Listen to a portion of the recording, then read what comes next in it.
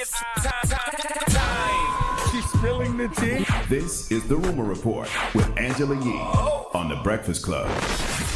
Well, yesterday we told you about Faith Evans and Stevie J tying the knot in their surprise wedding. Well, Jalen Rose and Molly Karam have also gotten married secretly. Molly from First Take? From, yes, his fellow ESPN host, Molly I didn't know Karam. that was his girl. Yeah. I thought everybody knew that. I don't be paying no attention to people's lives. It's been a long time. Okay. Well, congratulations to Jalen Rose. They got married in New York City, and then they actually went to Turks and Caicos and had a great time there celebrating. So congratulations to them. Jalen Rose is our guy. So Drop one of Clues bombs for Jalen Rose, man. Great individual he is. Absolutely. Exceptional human being. All right, Pat McGrath, let's discuss her. Now, if you don't know Pat McGrath's name, then you don't care about makeup. But she is an undeniable force in the world of makeup. We told you about Kylie Jenner. She's on the cover of Forbes. They're saying that her Kylie Cosmetics is valued at $800 million. Well, Pat McGrath Labs is now valued at over $1 billion. And she's a black woman. Pat McGrath, damn it. Where's she from? She's from the UK. I heard she was a yachty, though. I heard she was a Jamaican.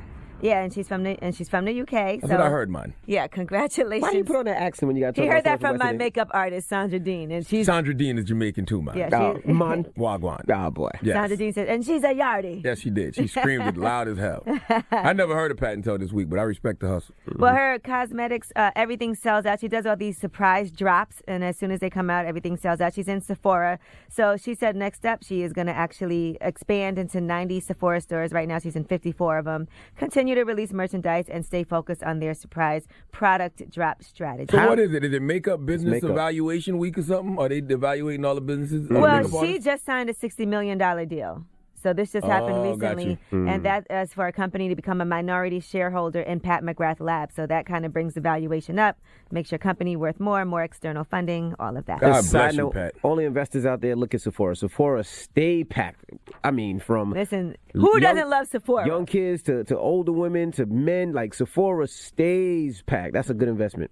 All right, Kevin Gates. Now, he did a vlog, and he uploaded that vlog a couple of days ago, and he talks about being nervous to perform since he got released from prison. Here's what he said. And then I got a show I'm supposed to be performing at Novo, and I ain't gonna lie, I'm nervous.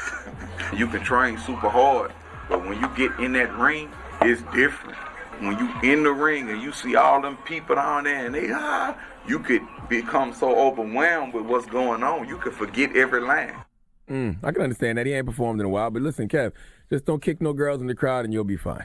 Well, at least he's being very honest about what he's going through. You know, people might think it's easy to be an artist, but it is hard to get out on that stage. And he's been having issues also even trying to perform at certain shows because of the Department of Corrections preventing him from leaving certain places. So just let the track play behind you. The crowd will be happy to see you. They'll probably sing along to most of your words for you. And just tell them you're nervous. You'll be fine. All right. Shout out to Kevin Gates. All right. Now let's discuss Kid Cudi. I was reading this article about him in Billboard, and the headline was, How Kid Cudi Found Joy After Fighting Depression. And then the quote is, I'm the best I've ever been. So I read the entire article. And, he talks about his 8-year-old daughter, and he says to the writer, he said, make sure this is good. I want my daughter to read it. And he talks about getting his head right, getting his energy right. He said, I've written the dark so well for so long. I wanted to bring the opposite of that. I'm in a place where I was able to do that. It took me so long to get to that place. And I was really excited to write from that standpoint when I got there. So he talks about Kids See Ghosts, of course, that album. And he said that album is just to let people know where he's at right now in the world. And he said he doesn't live in fear like that. I'm not that type of individual. I moved away from home at a very young age. He said a lot of people never leave home, get the strength to pack up their ish and head out to the unknown. That's why I like to say I'm the chosen. So he says, like, a lot of things he does in life, he feels like he's chosen. And he talks about that Facebook post that he put up detailing his struggles. And then he said he put it up, walked away. A couple of hours later, he said he saw it was all over the news, and everybody was very supportive of him. So he thought that really helped him out a lot, that he did that and people supported him.